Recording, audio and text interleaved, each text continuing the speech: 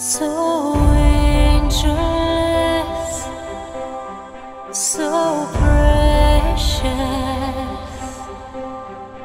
I see the time in all my life when you are guarding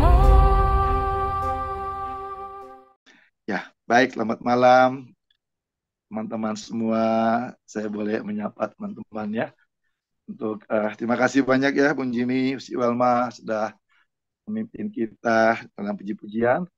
Selamat malam Weni, Mas Lewi, Bung Reiner, ada Alfiah, Bu Alfiah, Wakidah, Laila, Chris, Bu Julia Mujono, Bang Alan, ada Bu Hana, juga ada Pak Yusua Manurung, Bu Keke, Bu Nursani, Pak Palin Sihotang, Bu Pingkan, Bu Rukan, Bu Regina, Bu Rineke, Bu Rita, Erawati Naseh, Bu Sandira, Syana, dan Eti ya. Terima kasih. Kita boleh ketemu lagi ya malam ini. Ya teman-teman, hari ini kita akan bahas tentang tema firman Tuhan sebagai jurnal rohani. Teman-teman, saya jujur bangga ya dengan gereja-gereja seperti GPCC yang bisa menjangkau anak-anak muda. Lalu kita lihat belakangan ini juga ada GMS ya, Gereja Mawar Saron yang menjangkau begitu banyak anak-anak muda ya. Saya kira kita tidak perlu iri pada gereja yang kaya atau gereja yang besar, mesti kita support ya, kita dukung. Cuma 2 tahun yang lalu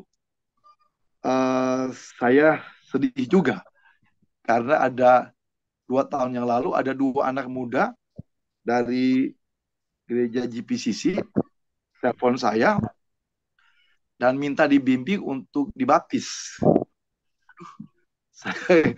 Kami dari GPCC, Pak, saya mau minta, saya nggak tahu siapa yang rekomendasikan saya, tapi tiba-tiba ketemu. Memang mereka berdua ini mau menikah, tapi saya nggak tahu gimana, ada kendala apa.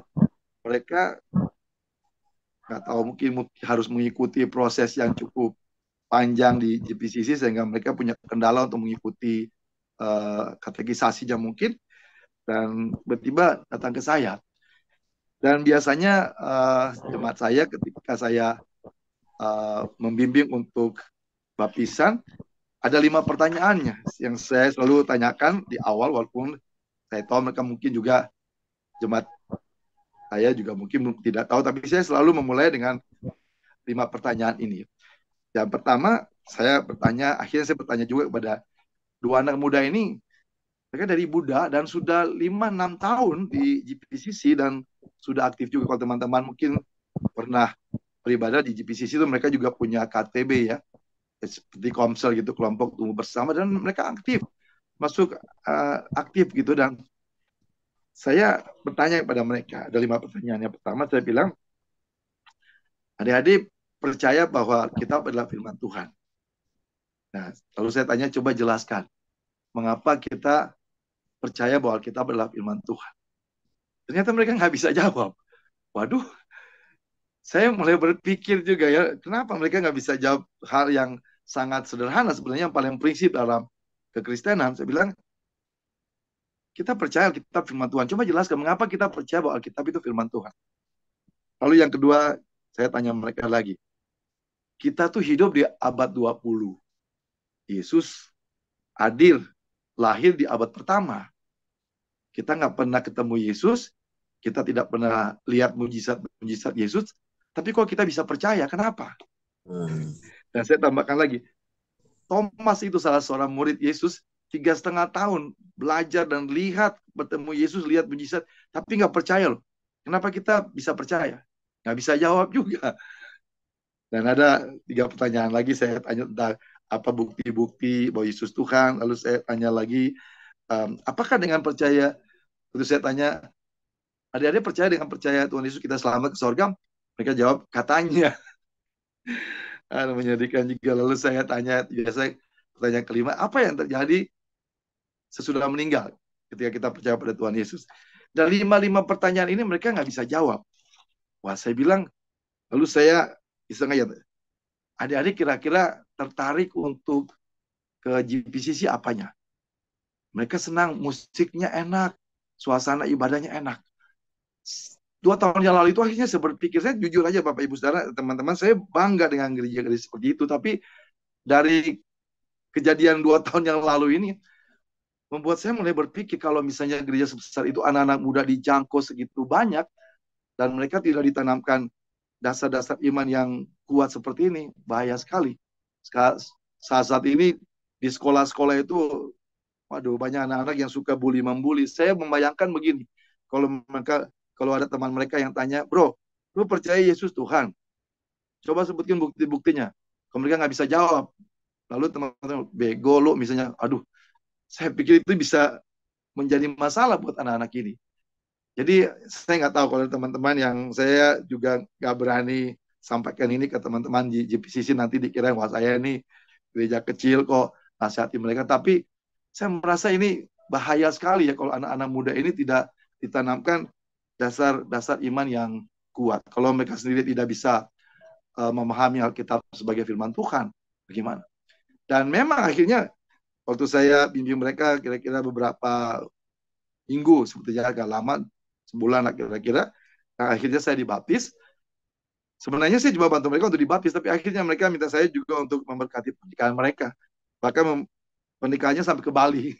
Ya satu sisi saya juga diberkati ya dengan kehadiran mereka. Saya dan istri dibiayai ke Bali, ya sambil melayani, sambil menikmati juga. Tapi satu sisi saya berpikir, ini kasihan sekali nih anak-anak muda ini ya. Mereka begitu antusias beribadah di gereja yang boleh dibilang begitu apa ya, gah begitu ya. Tapi mereka tidak memiliki dasar-dasar iman yang kuat. Ya saya nggak tahu ya kalau ada teman-teman yang kenal dengan pengurus di gereja seperti GMS, tolonglah sampaikan lah. Dasar-dasar iman ini penting sekali untuk diajarkan pada mereka. Saya pikir mungkin teman-teman di PDPK mesti diutus ya ke sana ya untuk dampingi anak-anak ini nih. Jangan ke Kopeng aja, jangan ke Wonogiri ya. Ini banyak anak-anak muda di Jakarta yang perlu dibimbing ya. Bung Kris, tahu tugas kita semua ya. Ya, baik teman-teman, kita balik ke topik kita pada malam hari ini. Jadi yang pertama itu ya kalau kita mau menjadikan firman Tuhan sebagai jurnal, tentu saja kita percaya bahwa tulisan-tulisan dalam Alkitab adalah firman Tuhan kan. Jadi pertama kalau kita ingin menjadikan Alkitab menjadi jurnal rohani kita, maka yang pertama kita harus percaya dulu bahwa tulisan-tulisan dalam Alkitab itu adalah firman Tuhan. Jangan seperti dua anak muda tadi, kalau mereka sendiri nggak yakin bahwa Alkitab firman Tuhan, jangan-jangan mereka juga malas juga baca Alkitab. Tapi kalau kita yakini sungguh bahwa Alkitab adalah firman Tuhan, saya percaya itu akan membangun semangat kita untuk membaca. Karena yang kita baca itu bukan sekedar tulisan-tulisan manusia biasa. Ya, saya akan ungkapkan beberapa firman Tuhan yang saya percaya teman-teman juga sudah tahu, tapi ini menjadi dasar kita. Jadi yang pertama memang kita harus percaya dulu bahwa tulisan-tulisan dalam Alkitab adalah firman Tuhan. Mungkin bisa lanjut, Bung Alan atau Pen, slide-nya. Oke. Ya. 2 Timotius 3:16 kan jelas sekali ya.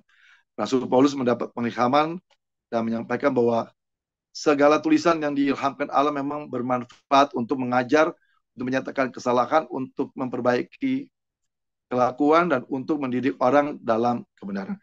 Nah, ayat ini yang menjadi dasar kita percaya bahwa tulisan-tulisan di dalam Alkitab adalah firman Tuhan. Karena ditulis bukan karena pikiran manusia, tetapi memang karena diilhamkan oleh Tuhan. Para penulis ini dituntut oleh Roh Kudus sehingga mereka menulis. Sebab itu satu-satunya kitab di dunia ini yang kalau kita baca harus mohon pimpinan Tuhan, minta pimpinan Roh Kudus adalah Alkitab. Kalau kita baca buku-buku yang lain yang hasil pikiran manusia gitu, apapun itu, ya kita nggak perlu mohon pimpinan Roh Kudus kan, karena kita berinteraksi dengan pikiran sang penulis. Tapi berbeda dengan Alkitab karena kita percaya bahwa tulisan-tulisan di dalam Alkitab, 66 kitab ini, 39 kitab perjanjian Lama dan 27 kitab Perjanjian Baru itu ditulis sekitar 40-an orang gitu ya. Dan itu ditulis karena tuntunan Roh Kudus, kita percaya itu. Sebab itu semua tulisan-tulisan dalam Alkitab kita percaya firman Tuhan. Lalu yang kemudian ayat yang berikut yang kita boleh baca lagi. Dalam lanjut boleh kan? Ya, mungkin ya. Firman Tuhan pelita bagi kaki dan terang bagi jalan. Ada ayatnya enggak? Coba lanjut. Ada ya? Oh, nggak ditulis. Ya, saya pikir nggak sempat diketik ya. Jadi, Mazmur 119 ayat 105 kan teman-teman tahu semua ya, bahwa firman Tuhan adalah pelita bagi kaki dan terang bagi jalan. Dan Roma 10 ayat 17 katakan bahwa iman itu timbul dari pendengaran, dan pendengaran akan firman Kristus. Ya, dari teman-teman, dengan kita rajin membaca firman Tuhan, tentu saja kita mendengarkan firman Tuhan dan iman kita akan semakin hari semakin bertumbuh. Lalu lanjut satu ayat lagi mungkin dalam Mazmur ya. Boleh lanjut kan? Mazmur 1 mungkin ayat 1 sampai 3.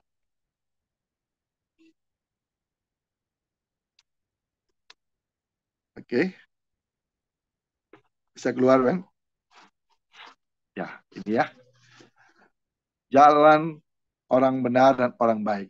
Berbahagialah orang yang tidak berjalan menurut nasihat orang fasik, yang tidak berdiri di jalan orang berdosa, dan yang tidak duduk dalam kumpulan pencemooh, tetapi yang kesukaannya adalah Taurat Tuhan, dan yang merenungkannya Taurat itu siang dan malam. Ia seperti pohon yang ditanam di tepi aliran air, yang menghasilkan buahnya pada musimnya, dan yang tidak layu daunnya, apa saja yang diperbuatnya berhasil. Nah, saya percaya bahwa 4 bagian firman Tuhan ini sungguh-sungguh menjadi dasar yang pertama kita percaya bahwa tulisan-tulisan di dalam Alkitab inilah firman Tuhan. Dan Mazmur juga berkata bahwa kenapa Bapak Ibu Saudara, kita bersyukur ya usia-usia kita nih menikmati ya. Mungkin anak-anak sekarang nggak pernah tahu pelita itu apa ya. Kita sempat tahu pelita itu apa, Lenterna itu apa, Petromax itu apa. Kita tuh generasi yang beruntung ya, yang sampai saat ini ya. Jadi pelita itu nyalanya kecil sekali ya, dan katakan pelita. Dan saya memahami Mazmur 119 ayat 105 itu mengatakan bahwa artinya Tuhan mau kita berjalan dengan Tuhan itu setapak demi setapak ya, Bapak Ibu Saudara. Pelita itu bukan lampu pijar ya, bukan Petromax juga yang dua, tapi dia menjadi pelita bagi kaki dan menerangi setiap langkah-langkah hidup kita. Kadang-kadang kita ingin supaya Tuhan buka jalan yang selebar-lebarnya gitu. Tapi Tuhan sepertinya mau bahwa kita melangkah step demi step. Kadang-kadang juga kalau kita mau bergumul sesuatu gitu ya, pengen beli rumah gitu, Tuhan kasih ke misalnya 1 miliar ke 2 miliar gitu, biar kita langsung bayar. Ternyata Tuhan mau kita pelan-pelan gitu ya. Ya, saya dalam perjalanan saya melayani kaum marginal selama 18 tahun, sempat kepikir Tuhan, kalau Tuhan ini banyak sekali loh, ratusan kaum marginal yang Tuhan kirim, kasihlah saya buat saya, tanya segitu banyak, melimpah-limpah gitu. Ya, ternyata Tuhan tidak menjawab demikian, tapi hari demi hari secukupnya. Makanya Tuhan mengajarkan kita, berikanlah kepada kami makanan kami yang secukupnya. Dan kalau saya hitung-hitung Bapak Ibu Saudara, hari-hari, bayangin aja Bapak Ibu Saudara, saya tidak pernah hitung, tapi saya lihat dalam sebulan itu kira bisa ratusan juta Tuhan kasih, tapi itu tidak sekaligus. Hari-hari segala kebutuhan Tuhan penuhi. Dan kalau saya hitung dari 18 tahun yang lalu waktu saya mulai melayani ini, mungkin sudah belasan miliar kali ya. Kalau dihitung-hitung ya, ternyata Tuhan tidak kasih sekaligus. Kalau kasih sekaligus mungkin bisa lain lagi, mungkin ya cara manusia kalau kita bisa punya duit banyak, mungkin kita bisa gunakan untuk hal-hal yang mungkin tidak sesuai dengan tujuan. Jadi maksud Tuhan juga menjadikan firman Tuhan menjadi pelita bagi kaki dan terang bagi jalan itu, supaya tiap hari itu kita melangkah bersama-sama dengan Tuhan satu demi satu. Jadi kalau misalnya Tuhan tidak menjawab doa kita sekaligus, ya mungkin kita mulailah dengan langkah-langkah kecil dan kita bisa ternyata bisa lewat juga. Dan itu cara Tuhan ya. biasanya ya, dari pengalaman saya juga, biasanya kalau Kristen mula-mula gitu, begitu berdoa langsung cesplong gitu, langsung jawaban. Tapi saya lihat belakangan itu semakin lama kita melayani Tuhan, semakin dekat dengan Tuhan, cara Tuhan makan tidak begitu. Kadang-kadang kita berdoa tapi butuh waktu yang cukup panjang, lama, belajar kita untuk sabar. Nah, itu berarti Tuhan tahu bahwa kita sudah mulai dewasa kan. Kalau bayi kan, kalau misalnya minta sesuatu nggak dikasih kan nangis kan ya. Nah, kalau Bapak Ibu Saudara belakangan minta sesuatu tapi kok Tuhan seperti lama kasih ya, pelan demi pelan. Nah, itu dia mau supaya kita semakin dekat dengan Tuhan, kita semakin peka dengan Tuhan, karena Tuhan tahu kita semakin dewasa di dalam iman. Ya, jadi teman-teman kasih dalam Tuhan, ini yang menjadi dasar kenapa kita harus menjadikan firman Tuhan itu menjadi jurnal rohani kita. Di dalam Mazmur 1 ayat 1 sampai 3 tadi dijelaskan bahwa kalau kita merenungkan firman Tuhan siang dan malam, ya kita seperti pohon yang ditanam di tepi aliran air, terus menghasilkan buah. Artinya Tuhan mau supaya kita merenungkan, membaca firman Tuhan, merenungkan firman Tuhan itu bukan hanya sekali-sekali, atau hari ini baca, atau besok enggak, terus nanti lusa lagi baca. Ternyata tidak. Tuhan mau kita bahkan setiap hari, tapi siang dan malam. Artinya ya bukan berarti kita satu harian baca Alkitab terus, tetapi mungkin pagi-pagi saja kita baca renungan firman Tuhan, lalu itu menjadi perenungan kita setiap hari, setiap saat. Dan saya percaya kalau ini menjadi apa namanya, habit kita, menjadi gaya hidup kita. Jadi tidak menjadi beban. Banyak orang baca firman Tuhan jadi beban. Di gereja-gereja juga. Kalau kita ada PA begitu, pengenalan Alkitab, kalau di gereja yang datang 200 orang, begitu suruh untuk PA, ya bisa 20 orang, 30 orang, mungkin banyak yang sedikit. Ya. Jadi padahal Tuhan mau kita menjadikan firman Tuhan menjadi kesukaan bagi kita setiap hari.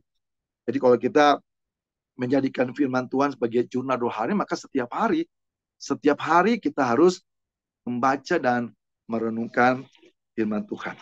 Jadi untuk menjadikan firman Tuhan menjadi jurnal rohani kita, yang pertama kita harus percaya sungguh-sungguh. Jangan ragu, percaya bahwa tulisan-tulisan dalam Alkitab itu adalah firman Tuhan ya. Lalu yang kemudian yang kedua, nah, teman-teman, saya mungkin mau jelaskan dulu mengenai bagaimana cara Tuhan menyampaikan firman Tuhan. Tentu saja dari apa yang ditulis oleh Paulus kepada Timotius, Tuhan mengilhamkan. Kalau kita baca di dalam kitab Kejadian itu ya, kitab Taurat, Kejadian, Keluaran, Imamat, Bilangan, Ulangan itu kita percaya bahwa itu ditulis oleh Musa.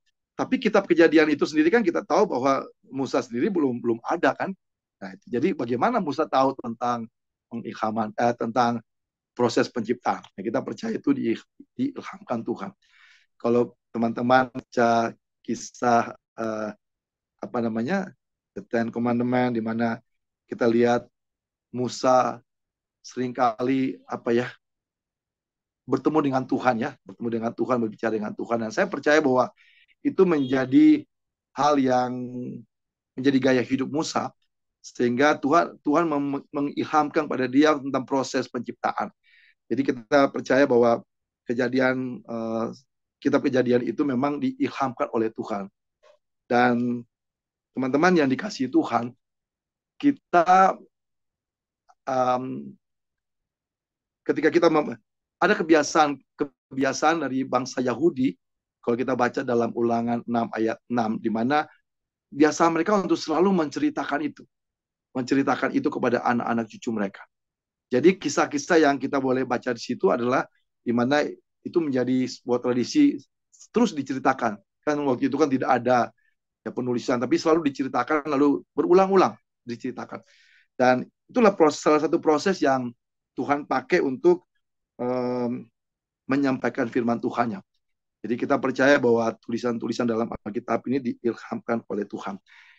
Kemudian yang berikut, teman-teman yang dikasihi Tuhan, banyak sekali saya melihat bahwa ada agenda membaca Alkitab.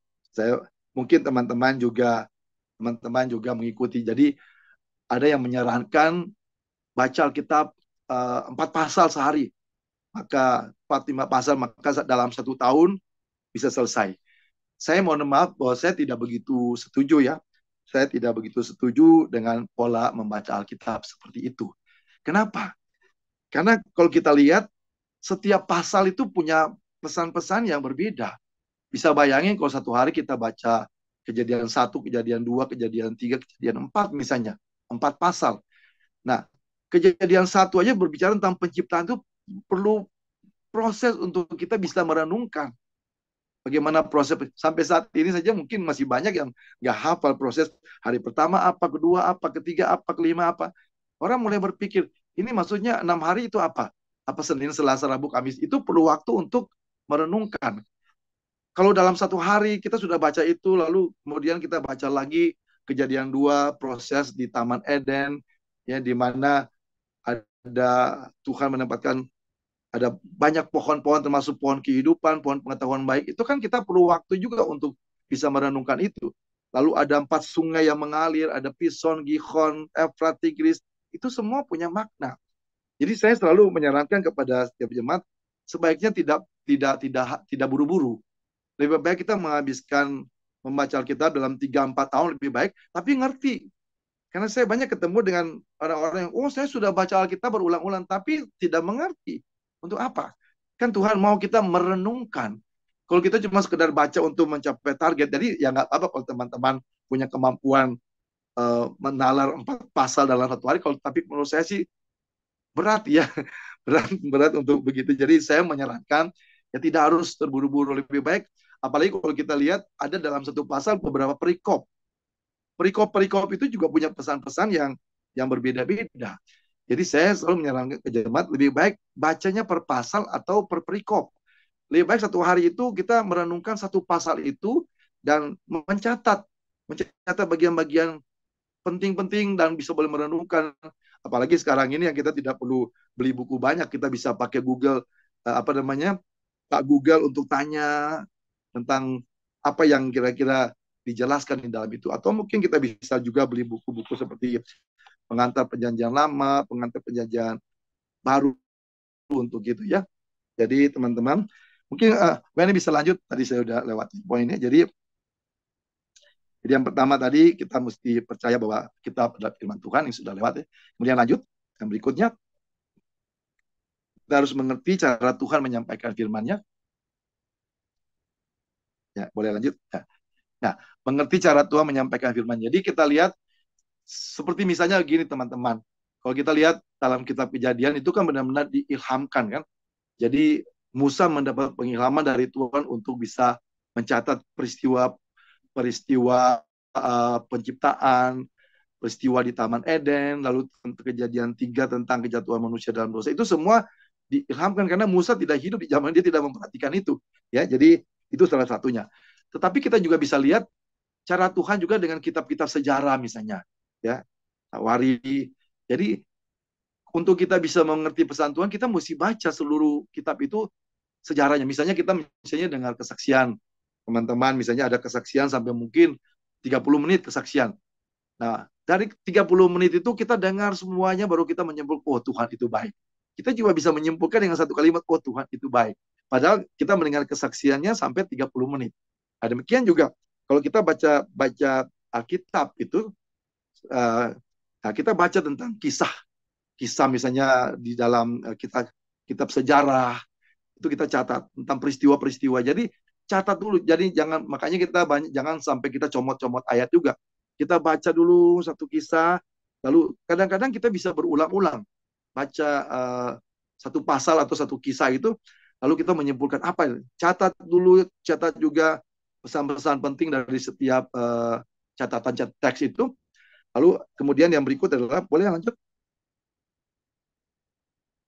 Yang berikut, ya ini saya juga sarankan kalau bisa, tapi sekarang rasanya buku-buku ini nggak berlaku ya, bisa langsung tanya Mbak Google. Tapi ini dulu ada buku-buku seperti Wes Lasser, ada Broto Sudarmo, itu tentang pengantar Perjanjian Lama dan pengantar Perjanjian Baru. Kalau teman-teman punya, boleh juga. Jadi kalau kita membaca langsung dengan kitab-kitab itu kadang-kadang kita nggak ngerti. Jadi kitab-kitab pengantar perjanjian lama, perjanjian baru itu untuk menjelaskan dasar siapa penulisnya, latar belakang budayanya, konteksnya seperti apa. Kita perlu tahu. Jadi ketika kita membaca kisah-kisah di dalam Alkitab itu kita tahu juga konteksnya. Jadi jangan sampai keluar dari konteksnya. Paling tidak kita mengerti dulu itu kisah tentang apa. Jangan langsung kita beralegori gitu ya, langsung menafsirkan sendiri. Kita baca dulu kisahnya baru kita. Jadi ini salah satu buku-buku yang kalau teman-teman perlu. Jadi dalam membuat jurnal rohani supaya kita punya jurnal hari-hari itu punya catatan-catatan yang juga baik yang mungkin kita bisa wariskan juga buat anak-anak cucu kita. Atau saat mereka baca diary kita tentang jurnal rohani kita yang isinya Alkitab. Jadi kita bikin catatan-catatan tertentu. Ini cuma saran aja ya. Tapi sekarang ini teman-teman buka di Mbak Google, tanya Mbak Google juga, Mbak Google langsung tanya boleh. Oke, kemudian langsung boleh berikutnya. Nah ini yang saya sarankan tadi. Bahwa kalau bisa kita baca, saya sih tidak menyarankan ya.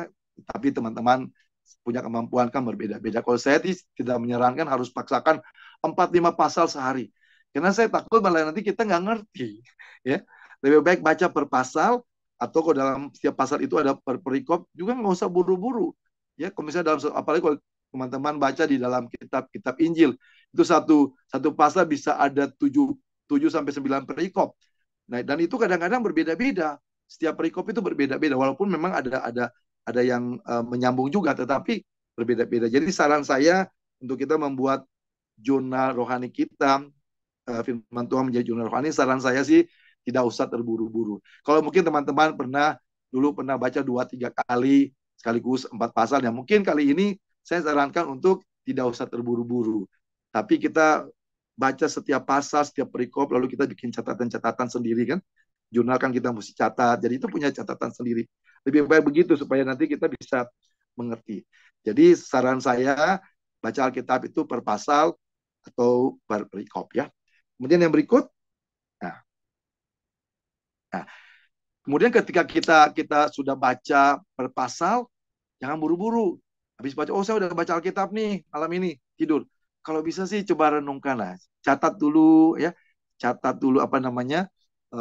bagian-bagian penting apa untuk kita bisa bertanya. Mungkin kalau nggak ngerti bisa tanya pendetanya nanti atau tanya teman-teman yang tolong jelasin ya, kan banyak sekali kan pendeta, ada jutaan di Indonesia, ada banyak Bapak Tuhan, apalagi teman-teman di PDPK yang sudah lulus ya, pembinaan, pasti banyak ngerti. Jadi kita boleh catat semua. Menarik menurut saya sih Alkitab ini buku yang paling menarik ya, paling menarik. Jadi jangan buru-buru. Sesuatu kalau yang menarik, kalau kita buru-buru akhirnya, saya kadang-kadang kalau baca sebuah buku juga kadang ulang lagi, kadang-kadang baca sekali itu belum terus apa sih ceritanya, apalagi Alkitab. Jadi satu pasal itu kalau memang kita belum tangkap betul, nggak apa-apa, baca 1-2 hari juga nggak apa-apa. Jadi kita bisa bikin jurnal rohani tidak harus satu hari satu pasal juga. Mungkin kalau misalnya satu pasal itu ada banyak pesan-pesan yang mungkin hari pertama mungkin dari ayat berapa ke ayat berapa, kemudian hari kedua ayat ke berapa, mungkin begitu. Jadi menurut saya sih tidak usah terburu-buru. Supaya apa? Yang penting kita tangkap dulu pesan-pesan dari setiap teks di dalam Alkitab, baik itu melalui satu pasal ataupun satu perikop. Ya. Nah, kemudian yang berikutnya, setelah kita mengerti setiap pesan itu, yang berikut coba. Ya. Nah, dapatkan pesannya. Jadi kita mengerti, kadang-kadang kita kisahnya seperti ini ya. Kita boleh mengerti kisahnya. Nah, lalu dari situ kita berdoa minta hikmah. Kita perlu juga minta hikmah, Bapak Ibu Saudara. Kadang-kadang kita mengerti firman Tuhan dalam Alkitab itu tidak seperti teks-teks buku biasa ya. Jadi ketika kita mengerti, kita berdoa lagi. Tuhan apa nih? Rema kalau kita kenal dengan apa yang kita dapat dari pengertian ini. Nah, jadi kita dapatkan dulu. Dapatkan itu supaya apa? Langkah berikut adalah kita melakukan. Lanjut, boleh? Nah, kemudian kita baru mengambil komitmen. Jadi kalau misalnya kita tidak dapat pesannya apa, lalu kalau kita cuma mengerti teksnya aja tanpa kita dapat rema, dapat pesan apa, nanti sulit buat kita apa yang kita lakukan dalam kehidupan kita setiap hari. Artinya jurnal Zona rohani kita kan bukan sekedar catatan kan, tetapi juga berkomitmen. Yosua 1 ayat 8 katakan bahwa ya biarlah kita harus bertindak hati-hati kan, selalu memperkatakan firman Tuhan. Jadi itu 6 hal ini yang saya ingin ajak teman-teman kalau untuk kita membuat jurnal firman Tuhan menjadi jurnal rohani kita. Yang pertama, kita tidak boleh ragu lagi untuk percaya bahwa tulisan-tulisan di dalam Alkitab ini adalah firman Tuhan, ya, surat cintanya Tuhan buat kita. Yang kedua, kita harus mengerti cara-cara Tuhan. Tuhan bisa berbicara melalui kisah sejarah. Kita bisa juga kayak Mazmur kan tentang puji-pujian atau Amsal, Nasihat. Ada banyak cara. Kalau di dalam Perjanjian Baru tentang surat-surat itu semua, nah kita mesti mengerti bahwa Tuhan punya cara untuk menyampaikan pesannya tidak secara harfiah gitu ya, tidak langsung, tetapi melalui kisah. Jadi kita perlu membaca dulu kisahnya utuh, kita mengerti dulu baru kita dapat pesannya apa. Dan saya sudah katakan teman-teman tidak mudah ya untuk bisa memahami firman Tuhan dengan akal kita. Tetapi kita harus minta pimpinan Roh Kudus supaya kita mengerti tentang teks yang kita baca. Lalu kalau memang perlu, saya nggak tahu apa saat ini perlu nggak perlu ya, belilah buku-buku pengantar Perjanjian Lama, Perjanjian Baru, atau mungkin komentari. Ya, kadang-kadang kita perlu juga kan dapat buku-buku komentari dari beberapa hamba Tuhan yang menulis, jadi mereka bisa punya tanggapan tentang teks-teks itu. Lalu kemudian saya sarankan untuk bacanya tuh tidak harus sekaligus 4 pasal sehari. Ya, jadi saya sarankan baca per pasal aja dan tidak usah terburu-buru. Jadi kita harus tanya supaya kita dapat pesannya, atau mungkin per perikop. Lalu kemudian setelah kita baca per pasal, per perikop, lalu kita mengerti dulu apa sih yang disampaikan melalui teks dalam pasal-pasal tertentu atau perikop-perikop tertentu. Nah, ketika kita mengerti secara teks, kita juga perlu minta hikmat Tuhan supaya kita mendapat rema. Apa nih yang relevan dengan kehidupan kita? Karena teks-teks itu kan sudah 2000-an tahun yang lalu ya. Ya, kita mulai berpikir, mulai merenungkan lagi bagaimana aplikasinya dalam kehidupan kita. Nah, sampai ke situ nih, kalau bisa kita setiap kali kita membaca teks-teks dalam kitab harus sampai ke situ, kita mengerti. Jangan sampai kita tutup cuma sekedar baca lalu selesai. Akhirnya kita tidak mendapatkan sesuatu. Apalagi ini menjadi jurnal kita kan. Nah, ketika kita dapat sesuatu, lalu kita berkomitmen untuk lakukan itu dalam kehidupan kita setiap hari. Dan itu akan menjadi jurnal rohani kita yang luar biasa, yang mungkin ketika setahun lewat atau mungkin 3 tahun, wah luar biasa ya, kita sudah belajar, sudah lebih dari sekolah teologi, sudah berapa SKS, nggak tahu ya. Tapi saya kira itu yang saya boleh sampaikan kepada teman-teman, untuk kita boleh menjadikan firman Tuhan menjadi jurnal rohani kita. Kiranya Tuhan memberkati kita semua, dan mungkin saya bisa kasih kesempatan buat teman-teman, mungkin kita boleh sharing, tanya jawab. Baik, Tuhan memberkati kita semua. Amin.